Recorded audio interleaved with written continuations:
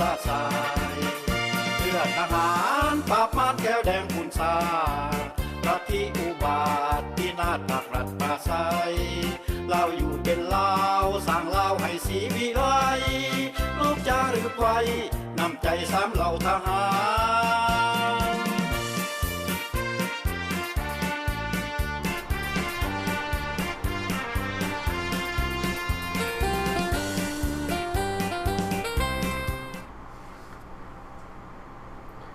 สบายดีพี่น้องชาวลาวพบกันในแรงวันศุกร์วันที่9พฤษภาคม2025ในเวลา 5 โมงแรงของรัฐแคลิฟอร์เนียที่สหรัฐอเมริกาในประเด็นการเมืองลาววันนี้จะมาเว้าย้อนขึ้นถึงเหตุการณ์ที่เกิดขึ้นอยู่ที่บ้านอยู่ผู้พามนแขวงบ่อแก้วสืบต่อแต่ว่านี่มาเพราะว่าได้ข้อมูลขึ้นมาเพิ่มเติมอีกเกี่ยวกับการปิดบังเหตุการณ์ต่างๆของรัฐบาลสปป.ลาวสิ่งที่พี่น้องเห็นผ่านมาที่ข้าพเจ้าขึ้นใส่หน้าจอนั้นเป็นส่วนหนึ่งที่เฮาเก็บข้อมูลมาเพื่อเผยแพร่ให้พ่อแม่พี่น้องชาวลาวของพวกเฮาผู้ที่สามารถเบิ่งทางผ่านทางมาริมาได้ว่าความจริงที่มันเกิดขึ้นอยู่ในประเทศลาวนั้นมันมีการปกปิดบ่หรือบ่มีปกปิดบ่ถ้าทานจะไปติดตามข่าวของประเทศลาวนั้นล้วนแล้วแต่เป็นข่าวปลอมเบิดบ่มีความจริงสักอย่างเพราะรัฐบาลคอมมิวนิสต์สปป.ลาวนี่จะบ่ยอมเปิดเผยความจริงต่อมวลชนต่อนานาชาติทุกอย่างเป็นถูกแปรรูปขึ้นมาเบิดพี่น้องดังนั้นแล้วเฮาจึงเอาข่าวจากต่างประเทศอยู่ในนั้นก็มีประเทศไทยที่เป็นประเทศเสรีนิยมเป็นประเทศที่เสรีบ่อำเอียงบ่บ่ายเบียงเอาความจริงขึ้นมาเว้าเอาความจริงขึ้นมาเสนอต่อประชาชนต่อท่านผู้ชมและสิ่งที่ใหม่ๆที่เกิดขึ้นมาในวันนี้ก็คือการปิดบังของความจริงของพรรคและรัฐที่ว่าเหตุการณ์ที่มันเกิดขึ้นอยู่ในประเทศลาวนั้นมีอยู่2กรณีนึงก็คือเกี่ยวกับกลุ่มค้ายาบ้าซึ่งรัฐบาลลาวบ่มีส่วนเกี่ยวข้องกับยาบ้าซึ่งเป็นไปบ่ได้พี่น้องเดี๋ยวข้าพเจ้าจะอธิบายเพิ่มเติมกรณี2ก็ว่าจับ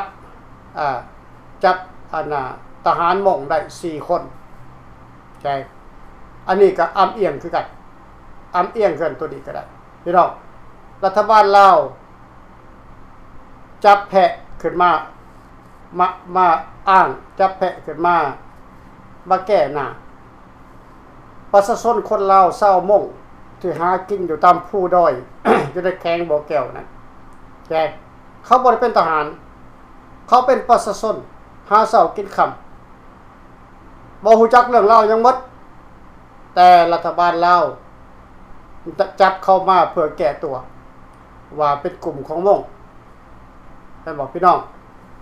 อันนี้ก็เป็นข่าวปลอมจากพรรคและรัฐจากสถานีแห่งชาติของสปป.ลาวซึ่งบ่มีข้อมูลความจริง2ว่ามีกลุ่มค้ายาเสพติดเข้าไปลำเลียงขนยาผ่านแผ่นดินลาวผ่านชายแดนลาวถึกปะทะกับทหารลาว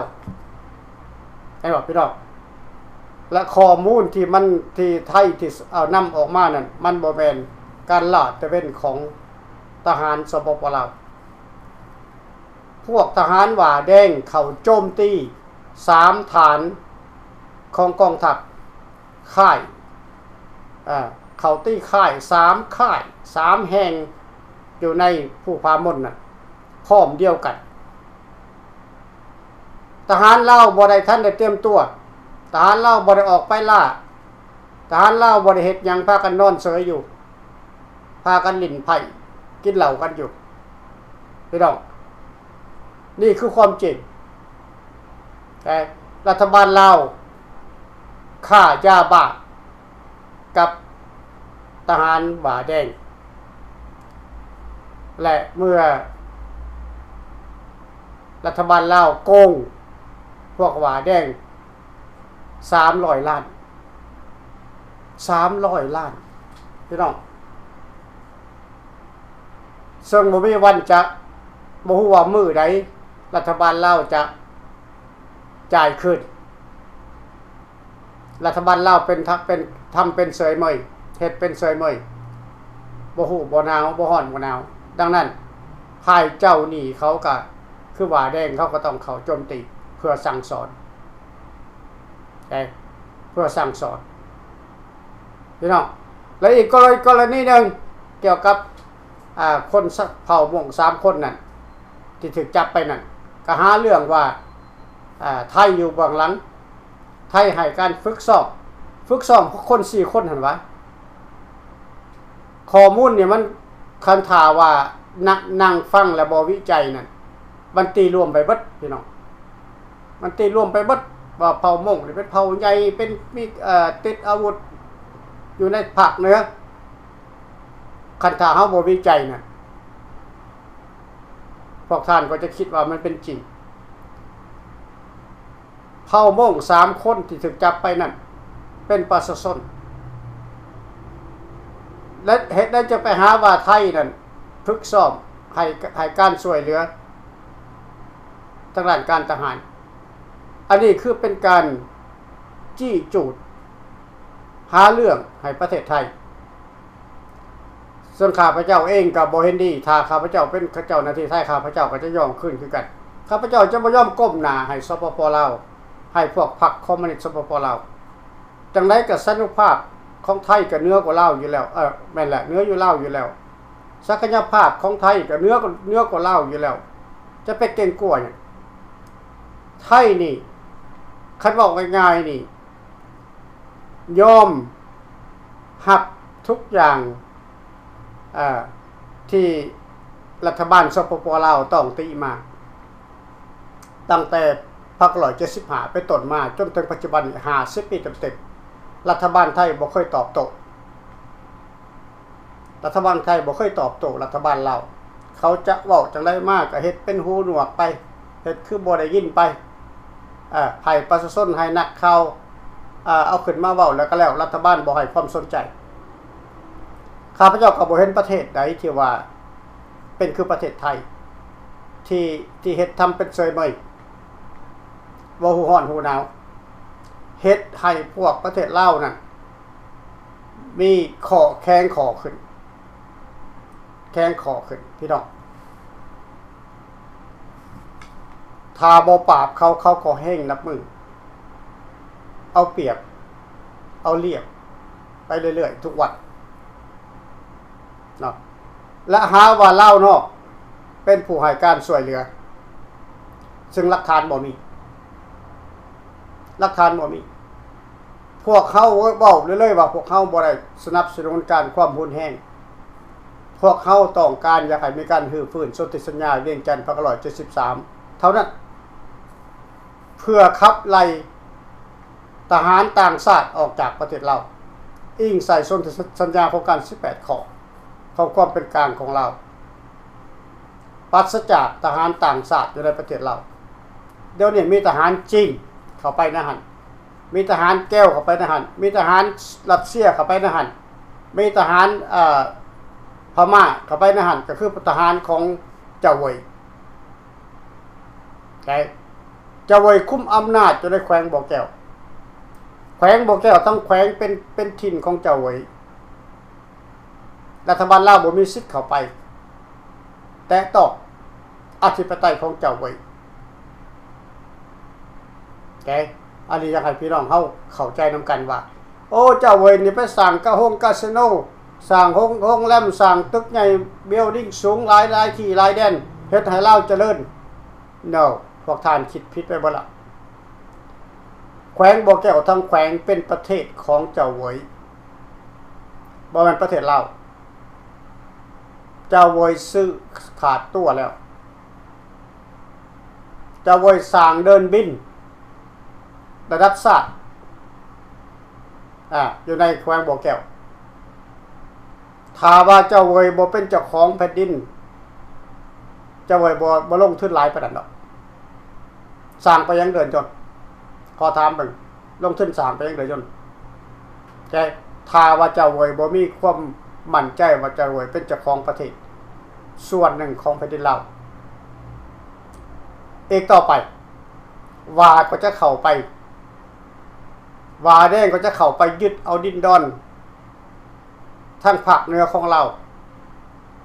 เป็นของวาแดงอันนี้จริงข้าพเจ้ามองเห็นได้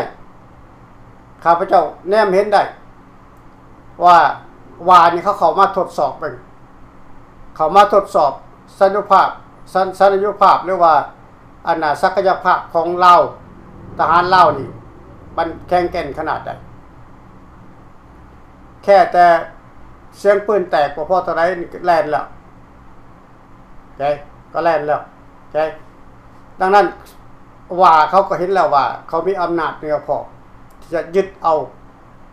ดินของเราในเขตใดเขตหนึ่งเป็นของว่าในอนาคตเป็นบ่อนผลิตยาเสพติดของเขาเป็นเขตคุมอำนาจของเขาใช่แต่เมื่อรัฐบาลลาวบ่ได้เอาจริงเอาจังในการปกป้องแผ่นดินรัฐบาลลาวบ่ได้สนใจกับแผ่นดินลาวใครอยากขอสัมปทานเท่าไรปีก็เอาให้ขอเพียงแต่ว่าเอาเงินมาจ่ายได้เงินมาจ่ายแล้วเงินเอาไปใช้บ่มีไผฮู้รัฐบาลว่าบ่มีเงินหักสัมปทาน100 ปีแต่เงิน100 ปีนี่มันไปใช้ท่านหลวงเวียงจันทน์อยู่บึ้งท่านหลวงเวียงจันทน์จีนสิเท่ามาเซา99 ปีเงิน99 ปีไปใช้ให้คิดเอาประเทศลาวยังถูกอยู่ทุกวันนี้ประชาชนบ่มีเงินรัฐบาลบ่มีเงินยังถูกกันอยู่ทุกวันนี้จนเงินเพ้อจนว่าเป็นเศษเกี้ยไปแล้วในปัจจุบันนี้ย้อนหยังย้อนรัฐบาลลาวบ่มีประสิทธิภาพในการปกครองประเทศและเขาก็บ่สนใจอยากจะมีเพราะเขาบ่ได้ต้องการอยากจะให้ลาวนี่เป็นอินดิเพนเดนต์อีกต่อไปเขาบ่ต้องการให้ลาวนี่มีเอกราชอีกต่อไปเขาต้องการขึ้นยกประเทศลาวขึ้นกับแก้วพี่น้องข้าพเจ้าจะขอบอกเรื่องประวัติศาสตร์ขึ้นมาอีกน้อยหนึ่งเพื่อเตือนสติคนลาวของพวกเขาเตือนสติคนลาวของพวกเขาเพราะคนลาวของพวกเขาเนี่ยลืมไปหมดละว่าอดีตลาวเป็นจังไดผ่านมานี่คนจำได้แต่75มานี่แต่75ขึ้นหลังไปนี่คนลาวบ่จื้อบ่จำบ่ฮู้แม้แต่ว่าตัวเองถูกจับถูกกุมถูกทรมานก็บ่จำบ่จื้อบ่สนใจโอเคลาวนี่น่ะมีเอกราชในปี100เท่าใดไผฮู้จักแน่และเหตุใดลาวจึงได้เอกราชและแม่นไผเอาเอกราชให้เราถามพี่น้องคนลาวเกิดใหม่ในรุ่นแล้วครับรุ่นอาวุโสที่ฮู้จักเกิดก่อนโอเคลาวบ่สามารถจะเต่าคมกันได้อาณาจักรล้านสร้างใหญ่โตขนาดใดมีอิทธิพลขนาดใดแต่บ่สามารถจะสามัคคีกันได้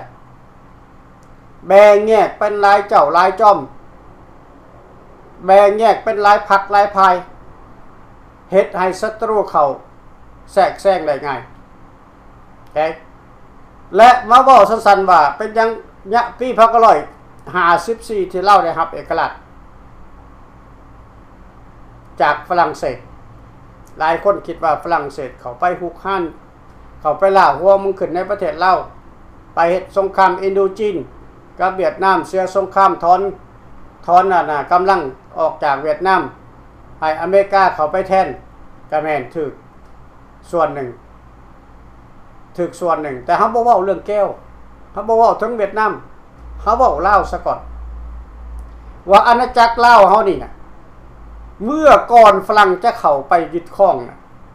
ลาวเฮานี่เป็นหัวเมืองขึ้นของสยามมีไผเคยเล่าสู่ประธานพังประวัติศาสตร์บ่มีไผซิดซ้อนให้ในโรงเรียนในห้องในอันนั้นองค์การการศึกษาต่างๆ บ่มีไผสอนเรื่องเล่าต่างๆมีแต่ผู้เฒ่าโบราณต่างๆที่เวลาเพิ่นนั่งกินข้าวเวลาเพิ่นนั่งอ้อมกองไผเพิ่นจึงบอกให้เฮารู้จักข้าพเจ้ามาอยู่อุบลนี่ข้าพเจ้าไปขุดคลองอยู่ในอุบลน่ะ2คนกับอ้ายฮักข้าพเจ้าไปขุดคลองอยู่ในโตเมืองอุบลนั่นแหละขุดคลอง2อ้ายน้องขุดคลองหับเมาขุดคลองน่ะเพียงข้อนี้แหละแกในระยะที่ข้าพเจ้ารอเข้าตมเข้ามาสหรัฐอเมริกาเขาจ้าง1,500 บาทตอนนั้นมันมากที่สุดหลายที่สุดแหละ 1,500 บาทขุดคลองน่ะเมาพี่น้องครับเมาเมื่อขุดไป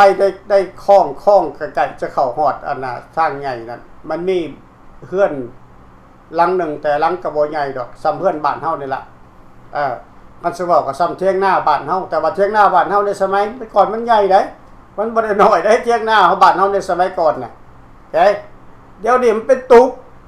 เดี๋ยวนี้น่ะมันตุกบ่แม่นเถียงหน้าบ้านเฮานี่นอนได้อยู่เป็นเฮือนได้มีเมตู้อันนี้บอกแต่พักก็180ตอนนั้นเพิ่น93 ปีแล้วเมื่อข้าพเจ้าขุดคลองอยู่ในอุบลน่ะพวกคนลาวอยู่ในแคมป์อันน่ะ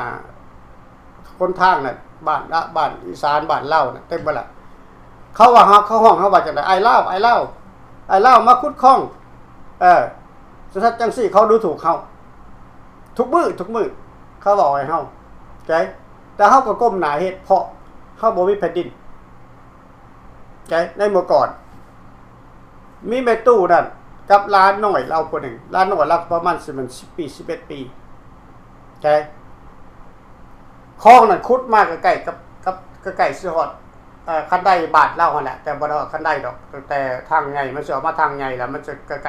ล้เฮือนเราคันไดบ้านเราหั่นแหละเราห้องข้าพเจ้านี่ขึ้นไปกินข้าวข้าพเจ้าบ่ขึ้นไปเพราะมันเปิดเราจะแล้วก็ให้บ่ขึ้นบ่กินข้าวใครขึ้นมาเราก็ได้ขึ้นไปนั่งน้ำเราน้อยนึงล้างมือล้างขอโทษล้างเกิบล้างตีนแล้วก็ขึ้นไปนั่งน้ำเราสอนว่าอย่าเสียใจเด้อลูกเอ้ยเขาดูถูกพวกลูกว่าไอ้ลาวตาขาวมาขุดคลองอยู่ได้นี่หั่นน่ะอย่าไปเสียใจแม่นี่กับคนลาวคือกันคนลาวอพยพมาตั้งแต่สมัยสยามกวดล้างมาพุ่นพ่อของไม่ตู่น่ะพวกมันทั้งหมดอยู่ในอุบลนี่กับคนลาวทั้งหมดแหละลูกเอ้ยแต่มันลืมศาสตร์ลืมตระกูลเราว่าอย่าไปเสียใจให้มันเว้าไปโลดเราว่าไอ้บ่ฮู้ว่าเราจะห้องขึ้นไปเว้าหยังแต่ในเมื่อเพิ่นอายุสูงแล้วเพิ่นฮู้ว่าคนอีสานเนี่ยลืมศาสตร์ไปแล้วลืมศาสตร์ไปแล้วว่าตัวเองเนี่ยมาจากลาวในสมัยสยามกวดต้อนในสมัยของเจ้าอนุกวดต้อนข้ามคลองมาหลายที่สุดแล้วก็มาเป็นขาทาสจนเป็นคลองแสนแสบก็มันคนลาวตายอยู่หั่นมากมายหลายแสนคนยังใส่ชื่อว่าคลองแสนแสบลาวเคยเป็นหัวเมืองขึ้นให้ไทยถ้าฝรั่งเศสบ่มายกเอกราชให้ลาวนี่พวกท่านคิดว่าลาวสิมีประเทศบ่มีลาวกลายเป็นไทยแลนด์ไปแล้วแต่ในเมื่อว่าเฮาได้ประเทศมาแล้วแบบสบายแบบง่ายๆโดยบ่ได้ลงไม้ลงมือโดยบ่ได้ฆ่าได้ตีกันโดยบ่ได้เฮ็ดสงครามฝรั่งเศสปั้นให้พี่น้องฝรั่งเศสปั้นให้ได้ประเทศมาฝรั่งเศสตั้งรัฐบาลให้ฝรั่งเศสตั้งเจ้าชีวิตให้ก็ยังบ่สามารถปกป้องประเทศตัวเองได้ยังปล่อยให้แก้วแดงเข้ามาฮุกห้านอยู่หลังจากเราเป็นกลางไปแล้ว162แล้วแทนที่ว่าแก้วจะควรจะบดอำนาจอยู่ในเราแห้งหลายเข้ามาแห้งมากเข้ามาจนอเมริกาประกาศเป็นสงครามเวียดนามอเมริกาจะไปถิ่มระเบิดใส่หัวแก้วน่ะอ อเมริกาบ่สามารถจะเข้าไปในหน้าดินลาวได้เพราะลาวเป็นกลางอเมริกาบ่สามารถจะขี่รถถังรถซ่าขี่รถยานก็เอาทหารเข้าไปในหน้าดินลาวได้เพราะลาวเป็นกลางเพราะฉะนั้นอเมริกาต้องเฮ็ดสงครามทางอากาศเพื่อปราบปรามแก้วแดงบ่ให้แก้วแดงได้เข้ามายึดครองเราเดี๋ยวนี้นี่แก้วแดงยึดครองเราพวกท่านควรจะตื่นกันหมดแล้วข้าราชการทหารตำรวจอยู่ในประเทศลาวนั่นถ้าบ่อยากเป็นขี้ขาแก้วแล้วลุกขึ้นปฏิวัติโค่นล้มรัฐบาลพรรคประชาชนปฏิวัติลาวดิเพราะลาวจะกลายเป็นแก้วในอนาคตพวกสหายยังคิดว่าพวกสหายนี่เป็นลาวอยู่พวกท่านถือเข้าล่างสมองพวกท่านถือเข้าลบสมองเขาต้มเขาตัวคนลาวมานี่50 ปีแล้วเขาต้มมาแต่สมัยเขาเฮ็ดออกการปฏิวัติพุ่นแต่สมัยเจ้าสุภาพวงศ์ยังหนุ่มพุ่นไปต้มตัวคนลาวเผามงเผาลาวเทิงออกมาเป็นขบวนการกู้อันนั้นน่ะกู้ศาสตร์นำเขาเจ้าตายบ่เป็นน้อยๆเรือมาแค่เท่าใดเขาก็ถิ่มปะเบิดเขาบ่ได้เลี้ยงดูเขาบ่ได้ตอบแทนเขาเตะหัวไหลไตหัวดีเบิดเห็นบ่พวกเหตุการณ์ปฏิวัติแขนกุดขาขาดได้กินเงินบ่เขาดูแลบ่เขาช่วยเหลือบ่ no นั่นแหละคือการตัว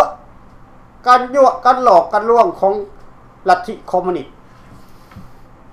ถ้าว่าพวกสหายทั้งหลายที่หับใส่รัฐพรรคและรัฐนั้นยังหลงไหลกับความหลอกลวงตัวยั่วของพวกเขาน่ะลาวจะเป็นประเทศแก้วเมื่อได้ลาวเป็นประเทศแก้วแล้วเขาจะกำจัดพวกสหายทั้งหมดเหมือนกับเขากำจัดพวกเขาไปบอกก่อนเขากำจัดพวกสหายนี่ง่ายที่สุดแต่เขากำจัดพวกเขานี่ยากแต่เมื่อไรเขาบ่ต้องการสหายแล้วเมื่อนั้นแหละเขาจะกำจัดสหายง่ายนิดเดียวส่งไปเฮียนบ่ทันส่งไปเฮียนบ่ได้รับหูรับตาก็คาทิบ่เท่านั้นมันสิหลายปานใดคนลาวที่เป็นทหารเนี่ยมันบ่ได้หลายเท่าใดเรื่องให้เกิดมิตรแก้วผสมประสานกันอยู่ในปัจจุบันนี้อันนี้แหละเหตุผลข้าพเจ้าอยากจะนำขึ้นมาเล่าสู่ทุกคนฟังว่าลาวเฮานี่มีเอกราชถ้าบ่มีเอกราชถ้าฝรั่งบ่มาปลดปล่อยถ้าฝรั่งบ่มายกมากอบกู้เอกราชลาวให้ลาวบ่มีประเทศลาวบ่มีประเทศเป็นไทยแลนด์ไปพอแห้งแล้วตั้งแต่1960พุ่นไป1950พุ่นแต่ด้วยความสงสารของฝรั่งเศสว่าลาวนี่มีหน่อยมีประชาชนหน่อยที่สุดและแผ่นดินเนี่ยกว้างขวางมากมายล้นเหลือแผ่นดินน่ะเต็มไปด้วยทรัพยากรอันที่มีคุณค่าอันที่มีราคาแต่ขาดผู้นำที่เก่งกล้าขาดผู้นำที่เฉลียวฉลาดขาดผู้นำที่หักศาสตร์หักแผ่นดินฝรั่งเศสจึงปกป้องไว้ให้คนเล่ารุ่นต่อไปได้มีโอกาสได้หักสมรักษาแผ่นดินแผ่นนี้ไว้แต่มันสวยเกินไปมันหลาเกินไปแล้วที่พวกเขาจะลุกขึ้นมาประกาศเฮ็ดอะไรอันหนึ่งกับพวกรัฐบาลสปป.ลาวกฎหมายโลกมันเปลี่ยนแปลงเฮาบ่สามารถที่จะไปเว้าได้ตามใจเฮาบ่สามารถที่จะไปเฮ็ดได้ตามใจเฮาทุกอย่างมันมีการควบคุมมันมีการดูแลจากองค์การสหประชาชาติภายศัตรูภายคอมมิวนิสต์นี่เขาบ่สนเฮ็ดผิดแล้วเขาสนับสนุนเฮ็ดผิดเท่าใดเขาแห่งสนับสนุนฆ่าคนหลายเท่าใดเขาแห่งสนับสนุนพวกภายคอมมิวนิสต์น่ะปราบปรามลงไปพวกปราบปรามคนดีฆ่าคนดีจับคนดีมันสนับสนุนมันเลี้ยงไว้แต่คนชั่วพวกคอมมิวนิสต์น่ะพวกได้ชั่วเท่าใดแห่งได้ขึ้นสั้นสูงชั่วเท่าใดแห่งได้สั้นใหญ่ชั่วเท่าใดแห่งได้สั้นขึ้นเรื่อยๆพวกคอมมิวนิสต์น่ะเพราะเขาต้องการเลี้ยงคนชั่ว เว้ยเขาบ่ได้ต้องการส่งเสริมคนดีเลยเขาต้องการส่งเสริมคนชั่วเบิ่งจดหมายของรัฐบาลสปปลาวที่ข้าพเจ้าเอาขึ้นหน้าจอโตอักษรตะละโตน่ะข้าพเจ้าเฮียนแต่อยู่ป .3 พุ่นใส่ไวยากรณ์ก็บ่มีเลยบ่มีไวยากรณ์เลยพี่น้องสบายดีท่านผู้ชม สบายดีอีกทีนึงท่านดร.พอลลี่ขอความขอบใจหลายๆเด้อที่เสียสละเวลาโอกาสออกมาอีกมื้อนึงเป็นมื้อวันศุกร์เนาะเป็นมื้อวันทุกท้ายสบายดีท่านขอบใจหลายทั้งท่านทั้งท่านดร.พอลลี่พร้อมด้วยครอบครัวทุกท่านก่อนที่เข้าถึงรายการครับย่อขอทักทายสบายดีไปยังพ่อแม่พี่น้องชาวลาวเฮาอยู่ทั่วทุกมุมโลกและขอแสดงความเคารพไปยังทานที่ปรึกษาของสำหรับทหารกล้าหรือว่าพี่เรากัฟเวอร์แมนต์ของเขาทุกท่านทุกคนพร้อมด้วยครอบครัวของท่านทุกท่านข้าพเจ้าเองในนามในของศรีสัตนาคกับโฆษกของรัฐบาลผู้นึงหวังว่าพ่อแม่พี่น้องคงจะจือเสียงจับเสียงของข้าพเจ้าได้เนาะเอาละมื้อนี้กับเวลากับบ่หลายเนาะข้าพเจ้าก็จะใช้โอกาสเวลานี้ให้เป็นประโยชน์หลายที่สุดและขอเข้าร่วมรายการกับท่านดร.พอลลี่อีกมื้อนึงเนาะที่ท่านดร.พอลลี่เรากันมาหลายเทื่อหลายครั้งแต่ละมื้อแต่ละวันแต่ละนั่นมาเนี่ยก็เป็นเวลา5-6 ปี7 8 ปีจนได้เป็นgovernment แล้วเป็นที่เรา government เราหวังว่าพ่อแม่พี่น้องคงจะเข้าใจในการต่อสู้และนโยบายของที่เรา government เนาะพ่อแม่พี่น้องเนาะแล้วก็ท่านก็ได้ออกมามื้อนี้ก็ได้เล่าเกี่ยวประวัติอันย่อๆมานั่นท่านที่เล่าไปแท้ๆมันจะยาวดร.พอลลี่เกี่ยวกับว่าเฮาเป็นเมืองขึ้นของสยามสมัยก่อนสยามนั่นคำว่าสยามนั่นมันยังบ่เป็นประเทศไทยเทื่อเขายังบ่ฮ้องว่าเป็นไทยเทื่อมันปกครองกันแบบขาทาสสมัยก่อนนั่นสมัยอันน่ะที่ว่าเขากวดต้อนลาวเฮาไปกัน 300,000 ก็300,000 ครอบครัวนั่นแม่นสมัยอันของพระเจ้า300,000 ไทยเป็นลูกเป็นองค์กษัตริย์ของลูกชายของพระเจ้าฟ้างมหลังจากพระเจ้าฟ้างมเพิ่นสิ้นพระชนม์ไปแล้วนั่นขึ้นครองก็เป็นพระเจ้า300,000 ไทยพระเจ้า300,000 ไทยนี่เป็นลูกชายของเจ้าฟ้างมเพิ่นเป็นคนมีธรรมะธรรมโมเพิ่นบ่สร้างสงครามเพิ่นบ่เฮ็ดสงครามในสมัยนั้นอันสยามจังมาตีเอาแล้วกวดต้อนไป 300,000 กว่าครอบครัวนั่นแหละพ่อแม่พี่น้องจังค่อยไปอยู่เก็บใจกันอยู่สระบุรีลพบุรีหรือว่าหลายๆภาคจังหวัดของอีสานยังนับเป็นหนองคายนี่แหละขึ้นไปพ่อแม่พี่น้องมันก็มีเกี่ยวข้องมาในสมัยนั้นจนถึงรัชกาลที่4ถึงที่5ที่เฮาไทยประเทศไทยยังค่อยเป็นไทยนั่นจะค่อยมีประเทศค่อยมีธงชาติค่อยมีเพลงชาติขึ้นมาแล้วฝรั่งเศสนั่นจะค่อยปั่นเขตน้ำแดนดินจากรัชกาลที่5ต้นนั่นแหละเพราะว่ารัชกาลที่5แล้วเพิ่นก็บ่อยากทำสงครามตอนนั้นเพิ่นก็ได้รับเอกราชปลดปล่อยออกมาจากกันประเทศพม่าสมัยนั้นสมัยสงครามพระนเรศวรมหาราชนั่นพ่อแม่พี่น้องข้าพเจ้าครอบครัวของข้าพเจ้าแฟมิลี่นี้พ่อปู่ของข้าพเจ้านี่ก็เป็นคนไทยพวนมาจากพุ่นละห้วยขอบห้วยยาม 30,000 บึงเฟืองเป็นคนไทยพวนก็เป็นลูกน้องเจ้าศรีหนุนั่นแหละพ่อแม่พี่น้องเป็นลูกน้องของเจ้าอนุวงศ์ขอโทษตีไทยไปฮอดโคราชพุ่นแหละแล้วแต่ว่าคือยิงโมเนี่ยหรือว่าคุณย่าโมเนี่ยดัดหลังขึ้นมายังเขาได้แตกกลับมาว่าเป็นไทยมันกับข้าพเจ้ากับมิส่วนลูกหลานเลนเพิ่นนั่นแหละพ่อแม่พี่น้องกันที่ว่าแล้วแต่ได้เนาะข้าพเจ้าก็เป็นลูกพวนหลานพวนคือกันแล้วก็ส่วนที่บ่มาได้นี่ก็ถูกกักขังอยู่อพยพอยู่แล้วเป็นลาวพวนอยู่จังหวัดลพบุรีนั่นแหละบ้านมีบ้านกล้วยนั่นแหละพอข้าพเจ้าปู่ข้าพเจ้ากับพวนลพบุรีนั่นแหละมาเป็นพวนจากพวนลาวมาเป็นพวนไทยพ่อแม่พี่น้องเขาก็ยังห้องลาวพวนอยู่เขาบ่ได้ว่าไทยพวนเด้อยู่จังหวัดลพบุรีนี่เขาห้องว่าลาวพวนคือเก่าอยู่แล้วมีประวัติมันยาวพ่อแม่พี่น้องเขาสิไล่มากันแท้ๆเนาะมันจะบ่มีโอกาสมีเวลาสิเราอันนี้ข้าพเจ้าขอย่อเข้าสั้นๆเกี่ยวกับประเทศลาวเกี่ยวกับการปกครองเดี๋ยวนี้แหละพ่อแม่พี่น้องเกี่ยวกับการปกครองเดี๋ยวนี้พ่อแม่พี่น้องลาวนี่เฮาถูกต้มมาถึง50 ปีเต็มๆแล้วพ่อแม่พี่น้องที่เขาตัวที่เขาหลอกเอาเล่าถึงระยะเล่าสูงระยะที่เขาเก็บเกณฑ์มาเป็นทหารต่อสู้กับฝ่ายพระราชอาณาจักรลาวเฮานี่นะพ่อแม่พี่น้องอ้างตัวว่าแนวลาวหักชาตินั่นพ่อแม่พี่น้องมาเป็นแนวลาวสร้างชาติแล้วปัจจุบันนี้มาเป็นแนวลาวขายชาติมาเป็นแนวลาวส่อราชบางหลวงมาเป็นแนวลาวขายยาเสพติดมาเป็นแนวลาวขายแผ่นดินให้พ่อแม่พี่น้องได้เข้าใจ50 ปีนี่แหละท่านดร.ปรีมันเป็นจังซั่นเพราะฉะนั้นพ่อแม่พี่น้องฟังแล้วให้เข้าใจจากแนวลาวหักชาติว่าเป็นแนวลาวสร้างชาติว่าเป็นแนวลาวขายชาตินี่แหละว่าเป็นแนวลาวขายแผ่นดินมันก็นอกเนื่องจากมาจากพวกแนวลาวพวกนี้เป็นไผมาจากไส พ่อแม่พี่น้องหลายคนเกิดที่บ่เข้าใจพรรคการเมืองเกิดหลายท่านก็ที่บ่เข้าใจเนาะพวกที่นับตั้งใจสอนเพื่อลงมาคำตอกคำไตโนฮักอุ้มสวรรค์พวกนี้น่ะคำสอกคำสิงท้องสิงธรรมวอกธรรมวงศ์พวกนี้น่ะ13ทานหรือ11ทานที่หนีเข้าป่าไปในสมัยนั้นพร้อมไปทับสุพรรณวงศ์นั่นน่ะพวกนี้รับไส้แก้วเหนือหรือว่าเวียดนามเหนือตรงๆหรือแล้วคันสิเว้าคักๆภาษาง่ายๆภาษาชาวบ้านก็เป็นหมาพานให้เวียดนามเหนือนั่นแหละแต่ดร.ปรีว่าง่ายๆโลดเขามามีอำนาจเข้าคุมมือนี่ก็ย้อนเขาเป็นหมาพานให้เวียดนามเหนือนั่นแหละเขาจะเป็นคนเว้าตรงๆไปตรงมาเพื่อให้พ่อพี่น้องได้เข้าใจเนาะว่าแบบภาษาชาวบ้านง่ายๆเป็นหมาพานให้เวียดนามเหนือนั่นแหละเขาจังมีสิทธิ์มีอำนาจเขามาปกครองแผ่นดินเราขุดเอาไม้เอาต่อขายไม้จนมัดและร่อนแล้วหัวปูขายให้ไผขายให้เวียดนามขายให้จีนเมื่อสมัยก่อนข้าพเจ้าก็ถึงสัมมนาอยู่ปีกว่าๆอยู่เศษได้เดียวนั้นข้าพเจ้าเป็นพนักงานอยู่เศษได้เดียวเป็นลูกน้องอเมริกาบัดนี้เขาก็เลยว่าโอ้คันเฮาอันได้ปกครองบ้านเมืองแล้วนี่ฝ่ายแนวลาวเข้ามาแล้วนี่ไม่เฮาบ่อึดบ่อยากโอ้ยเฮาตัดไม้เฮามาสร้างถนนหนทางนี่โอ้ยเอามันหุ่งเฮืองคนไทยได้อีก10เทื่อเขาอ่ะบ่เงินบ่คำเฮาก็บ่อึดเพิ่นว่าท่านดร.ปรี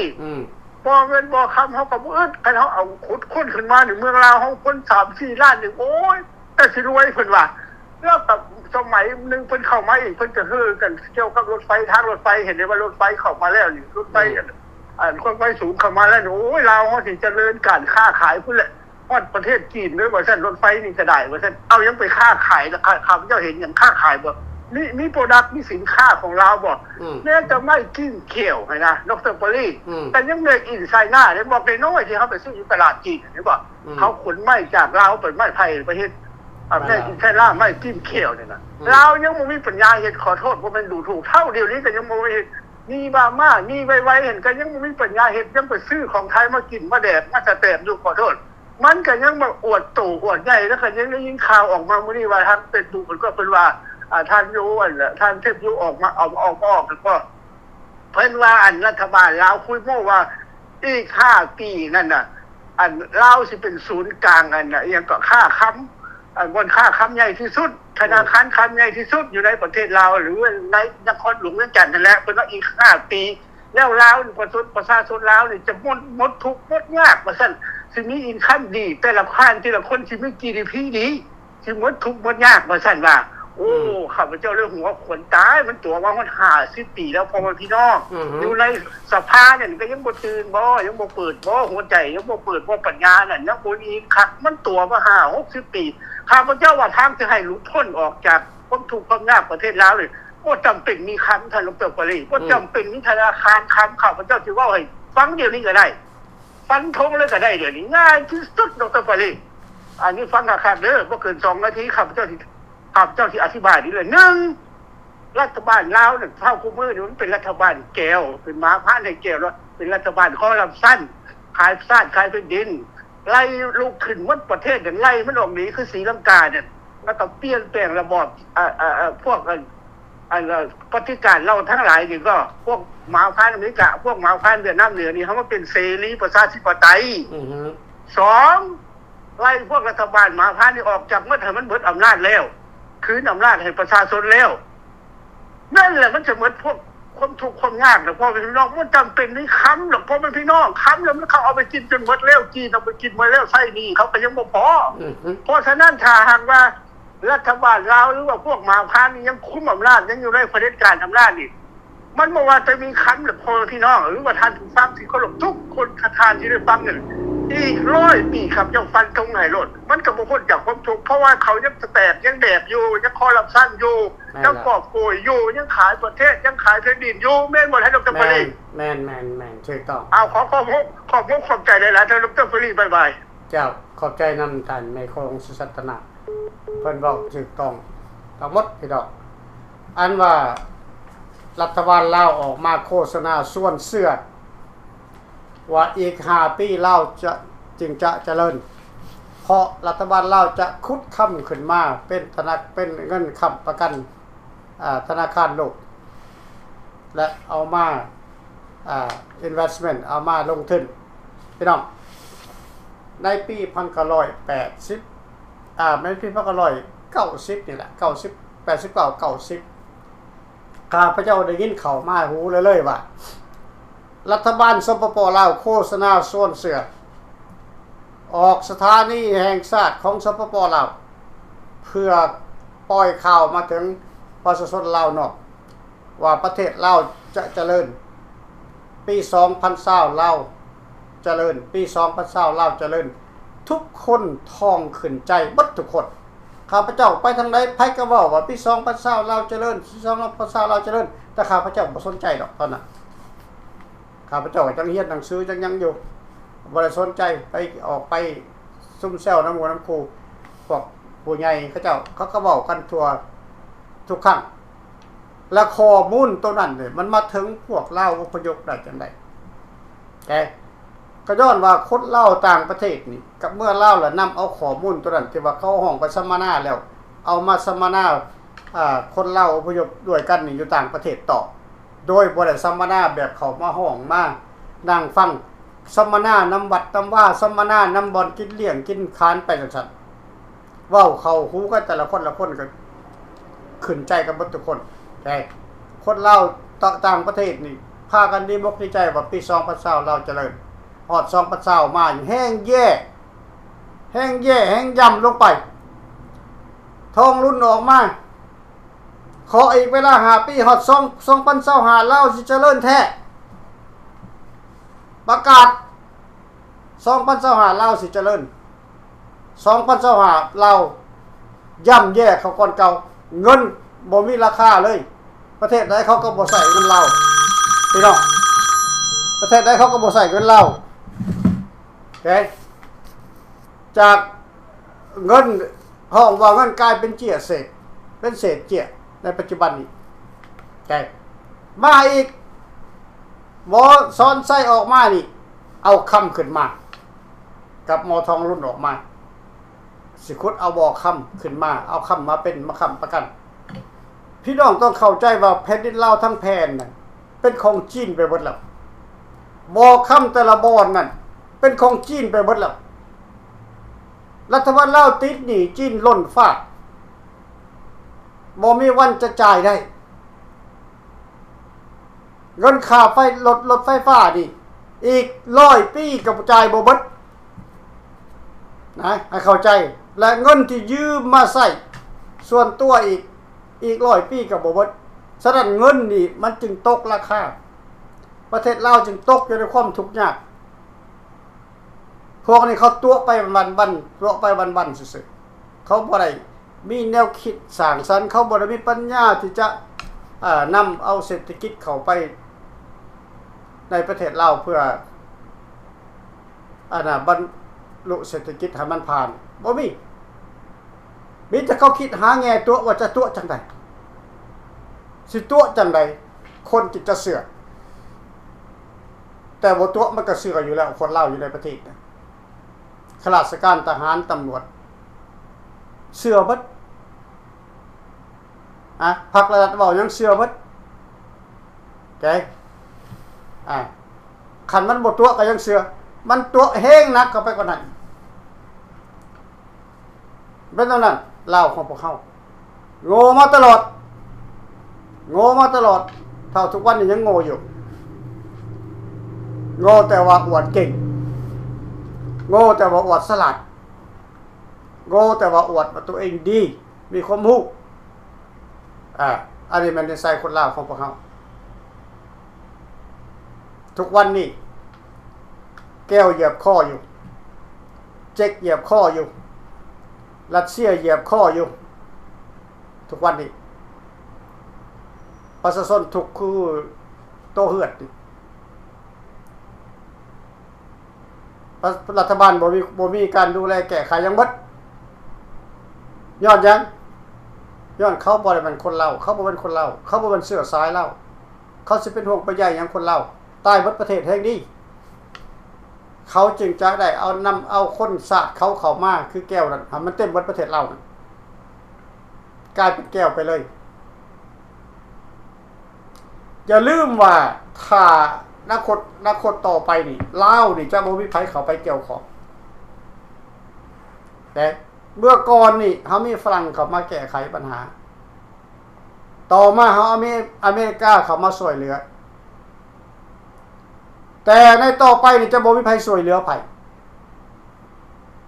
ทุกประเทศกลุ่มตนเอง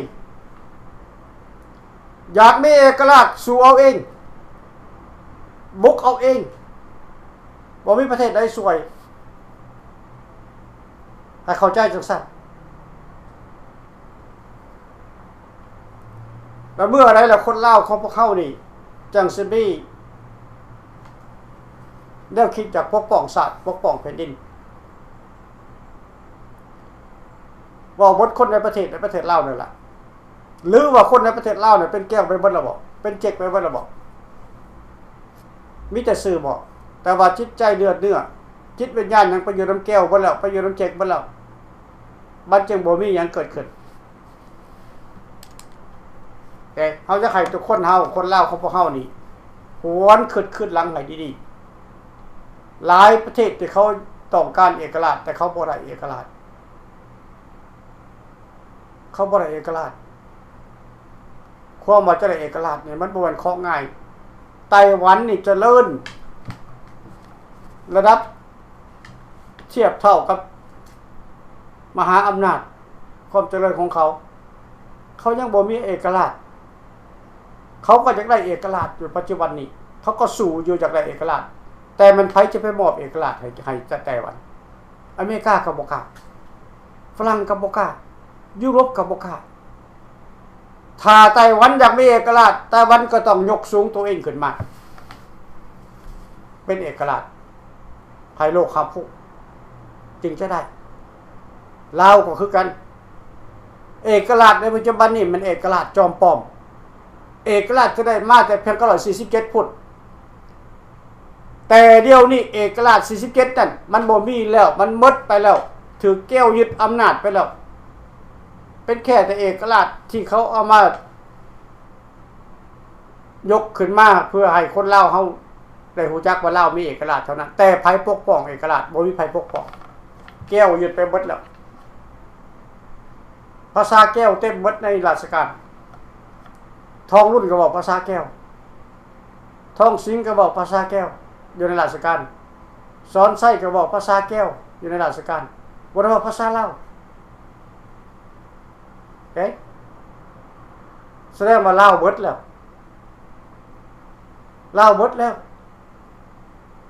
เฮาลาวนอกนี่แหละ ที่ยังเป็นห่วงเป็นใหญ่กับแผ่นดินลาวมันมีความผูกพันกันมากข้าพเจ้าเกิดอยู่ประเทศลาวฟังสายแห่แผ่สายบื้อในประเทศลาวเพื่อนร่วมชาติทำกันดีได้ละซ้ำเราทหารกล้านี่ก็เกิดอยู่ในประเทศลาวฟังสายแห่แผ่สายบื้อในประเทศลาวเขายังบ่รับรู้ว่าเฮาเป็นคนลาวเขายังบ่ให้ซิติเซนพวกเขายังบ่ให้ความเป็นคนของพวกเฮาคิดดีๆพี่น้องเขาไม่ได้อยากได้การช่วยเหลือจากพวกเขา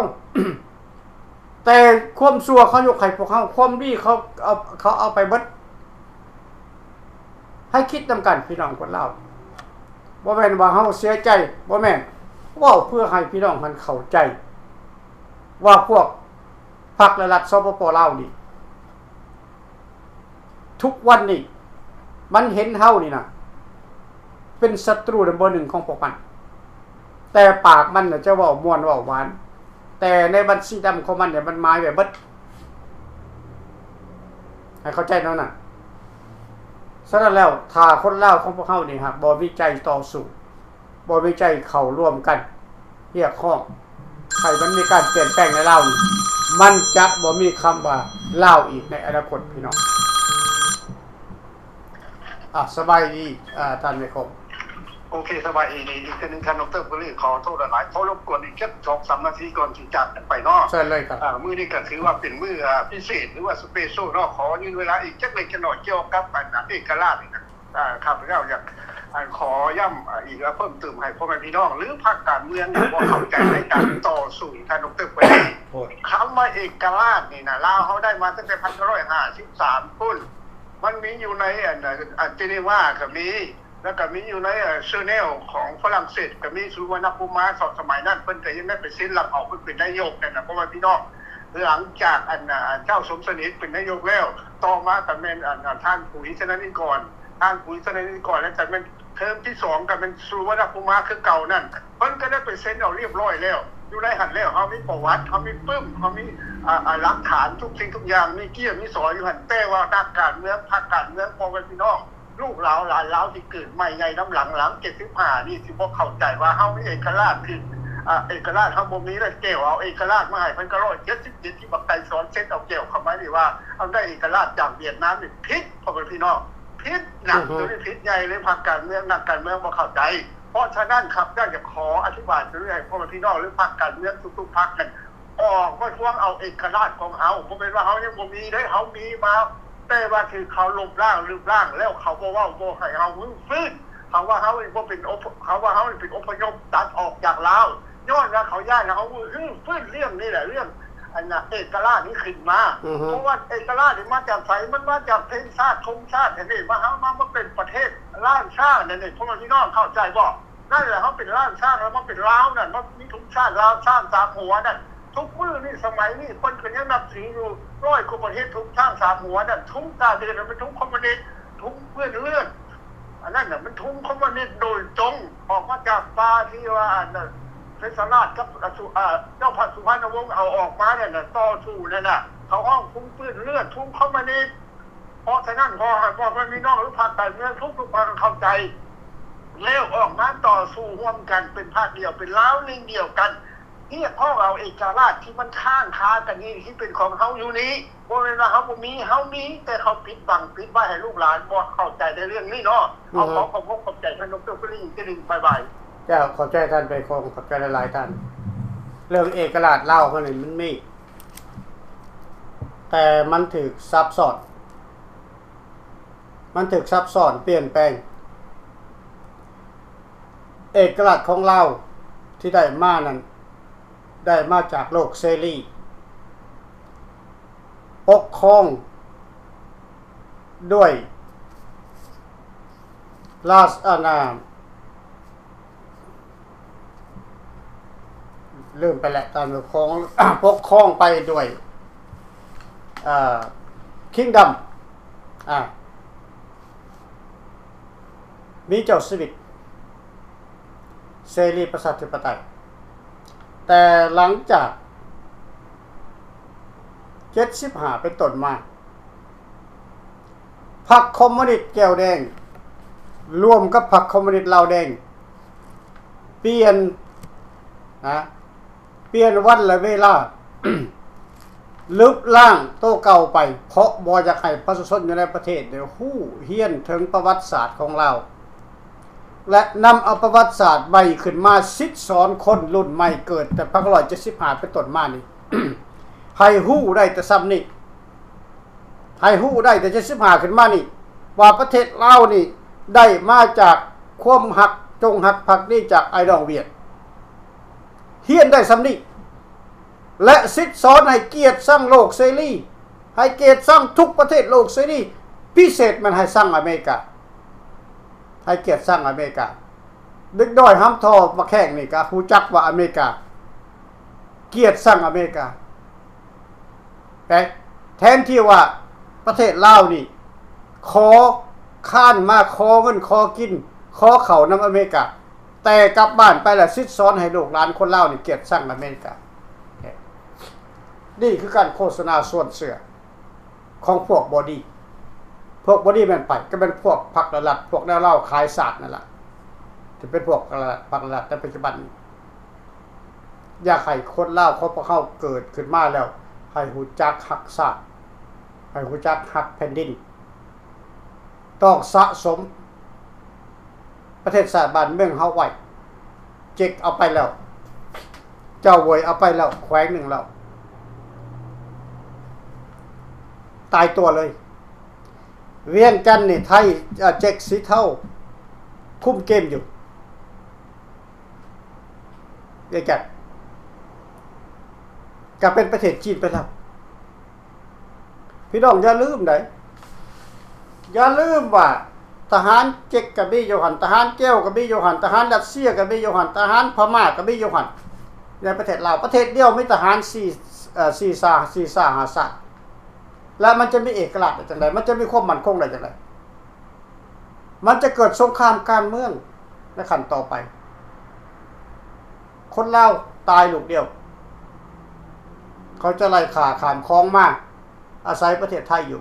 คันประเทศไทยมีใจบุญเขาก็ให้อยู่โอเคเขามีบทเรียนมาแล้วครั้งหนึ่งเราถือเขาขับไล่ขามคลองมาอาศัยประเทศเพื่อนบ้านพี่น้องลาวไทยเขาได้เมื่อก่อนรัฐบาลไทยก็ให้การเลี้ยงดูเป็นอย่างดีแต่ถ้าถือขับไล่มาสุดนี่ดิอย่าลืมได้ไทยเขาบ่ได้คือเก่าเลยได้เดี๋ยวนี้ได้เขาจะเอาเจ้าเขามาขังคุกไว้แล้วก็เขาก็จะทำงานเขาก็ให้เขาจะกินน้อยๆได้เขาบ่ได้กินดีนุ่งอุ่นขึ้นแต่ก่อนได้ให้เข้าใจได้ทุกอย่างมันเปลี่ยนแปลงไปหมดแล้วในปัจจุบันนี้ทุกประเทศก็ต้องได้ดูแลพลเมืองของเขาเองให้เข้าใจถ้าอยากอยู่ดีสุขสบายในอนาคตก็ต้องฟังข้าพเจ้าเว้าแล้วก็ร่วมตัวกันลุกขึ้นยกสูงเอาสนธิสัญญาเวียงจันทร์2573วันที่1กุมภาพันธ์ยกทุ่งสร้าง3ล้อขึ้นในตัวเมืองเวียงจันทร์บดประเทศลาวยกขึ้นและให้มีการฮือฟื้นสนธิสัญญาขึ้นให้มีรัฐบาลทั้งสองฝ่ายเข้ารวมกันให้รัฐบาลฝ่ายขวาเข้าไปมีส่วนร่วมอยู่ในเวียงจันทร์นั้นมันจึงจะจบประเทศลาวจึงจะเจริญเมื่ออะไรลาวนอกเนี่ยเขาไปปกครองประเทศลาวแล้วประเทศลาวเจริญทันทีเลยโลดข้าพเจ้ามีความมั่นใจสูงขอบอกขอบใจนะครับขึ้นมาเนี่ยขอขอบใจท่านในโคมขอขอบใจท่านผู้ชมพบกันใหม่ในมื้อหน้าขอขอบใจ